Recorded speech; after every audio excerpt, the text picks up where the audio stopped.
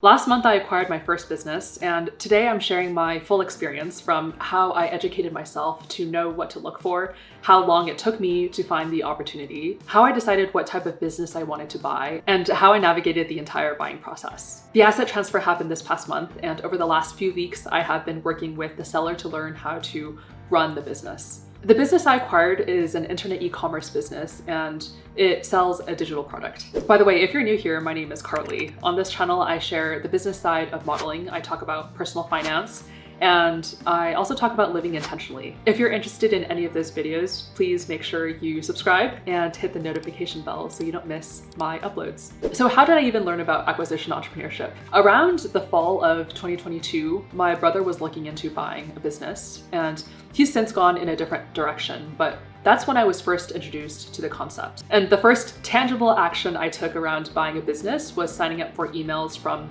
QuietLight. QuietLight is a business broker site, and I would basically get daily deals in my inbox. I honestly didn't do much with those emails for maybe over a year. I would just receive the emails every week, multiple times a week. Maybe I would skim through them, but I never inquired further about the businesses because they were all kind of random businesses that I didn't really see myself getting into. They were also all very expensive. Most of them costed around like $500,000 to $1 million.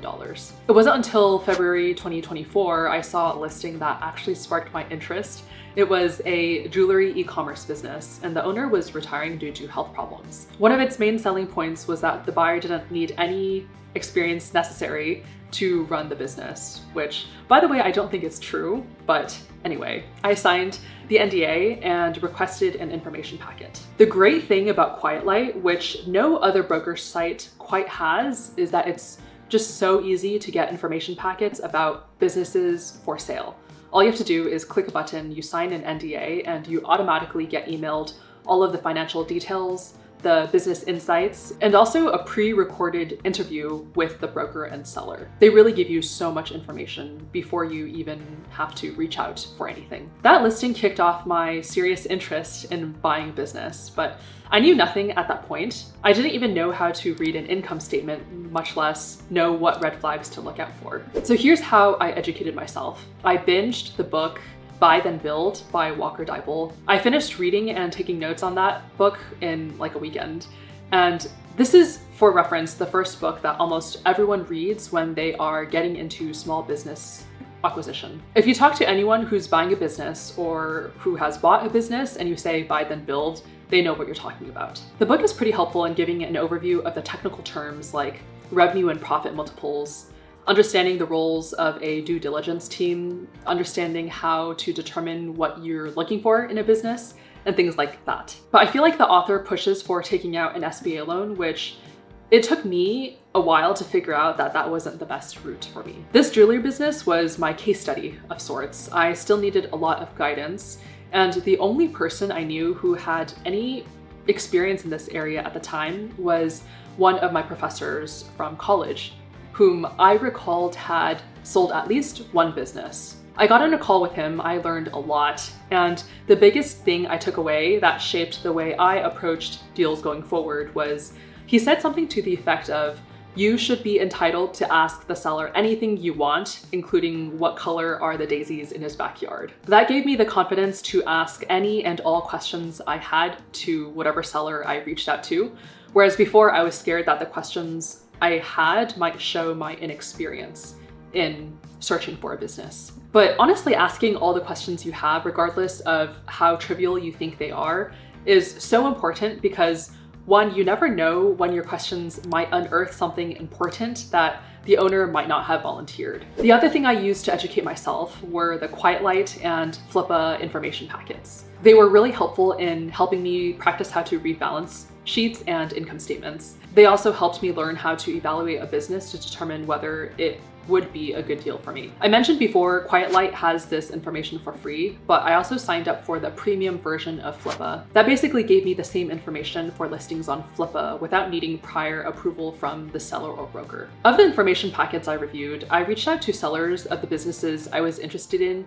on both QuietLight and Flippa to ask more details about their businesses. QuietLight was more for practice because everything on there I think I mentioned earlier, is quite expensive. And when I started seriously looking for a business, I was primarily looking on Flippa because that site had the most number of businesses for sale that were roughly in my price range. At the same time I was doing all of this, I also started binging the podcast Acquiring Minds, where the interviewer brings on people who have acquired businesses and they share their stories. There are a lot of success stories and fewer failure stories, but everyone is really transparent about the issues they faced when they took over the business, and it's really helpful to learn from these stories. I learned so much from all of the interviews, and some notable episodes for me were these episodes that I'll list up here. You might have to pause to make a note if you're interested. I'll also link the episodes in the description box. I also reached out to anyone I knew who had experience in small business entrepreneurship or acquisition entrepreneurship. So my professor was one person, though I don't think his business was necessarily a small business. I reached out to one of the founders of the gym I went to, who introduced me to his accountant, who then told me about the local small business development center. I had a few conversations with a coordinator there, basically talking through the deals I was interested in at the time. I also had a conversation with one of the acquirers who was interviewed on Acquiring Minds. I reached out to him because he graduated from the same college I went to, and I also talked through one of my potential deals with him. That was really helpful. I don't think I would have been able to take the plunge without having had these conversations, because I learned so much about what I should be looking out for and what to keep in mind. As far as my criteria for a business, I was first and foremost looking for an internet business. I wanted to be able to run it from anywhere. Of internet businesses, I specifically didn't want it to be dropshipping or retail e-commerce related, because I feel like dropshipping is quite saturated, and I didn't want to deal with having to learn the Amazon algorithms too. As for e-commerce, I didn't want to deal with retail products. I didn't want to deal with having a warehouse. Also, usually when buying an e-commerce business, you also have to buy the inventory. And generally, not always, but generally you're buying what the previous owner couldn't sell. And then also at the same time, you have to figure out what items you want to order and the quantity. With that in mind, I was initially primarily looking for a content business. They usually have many different streams of income. Most commonly, they include an ad agency income, which is generally the largest stream, affiliate income, maybe guest posting, sometimes sponsorships if they're a large enough site. At the same time though, February to March of 2024 was probably the worst time to look for a content business to buy. And that's because the Google Helpful Content Update killed a lot of blogs from, I would say, October 2023 to April 2024. It wasn't uncommon for maybe a medium-sized blog to go from making like multiple thousands of dollars a month to a few $100s a month.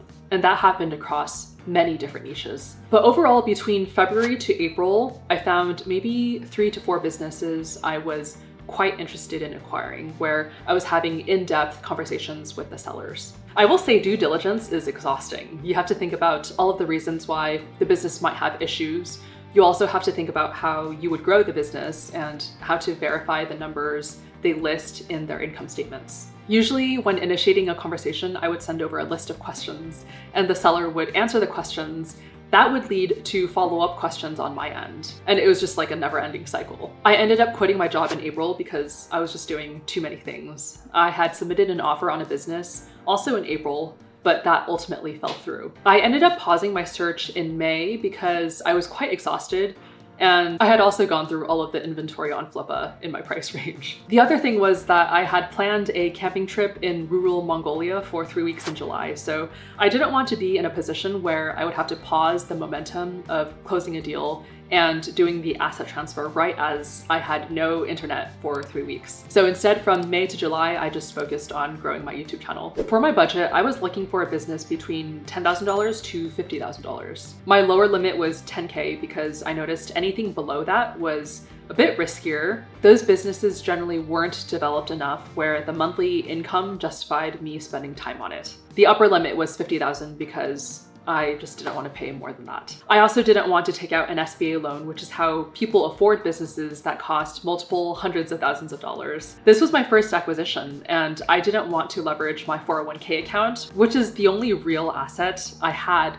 to leverage for a loan. I might make another video on what to consider for the SBA loan, so keep an eye out for that. It just so happened that the day after I came back from my vacation, I went to a networking event that Flippa had organized in New York. That was the event that inspired me to look on the market again. This time around, given my previous experience, I had a very clear idea of what I was looking for in terms of what good numbers looked like for me and also the type of business I wanted. I ended up finding this business I bought on Flippa, and when I first found it, it seemed like a really solid opportunity. There was a little bit of instability, but the previous owner was running it quite well.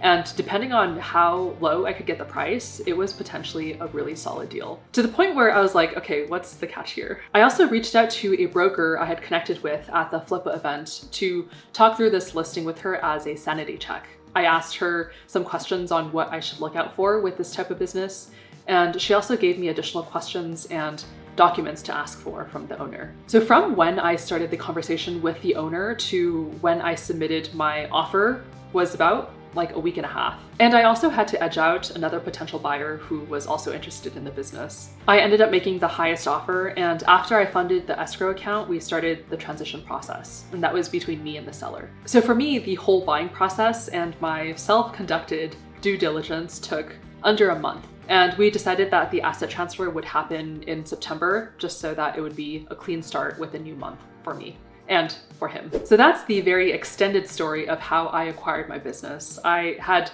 no experience in this area. I don't have an MBA, but I did take a couple of entrepreneurship classes in college that focused more on the startup space. If you're interested in acquisition entrepreneurship, I would recommend starting to learn about it. Look on the broker sites to familiarize yourself on learning what a good deal versus a bad deal is. Read the books and also listen to the podcasts. Comment down below any questions you have. Also, please like and subscribe to this channel. Don't miss this video where I reveal the revelations that led me to quit my job and realize that buying a business was the right decision for me.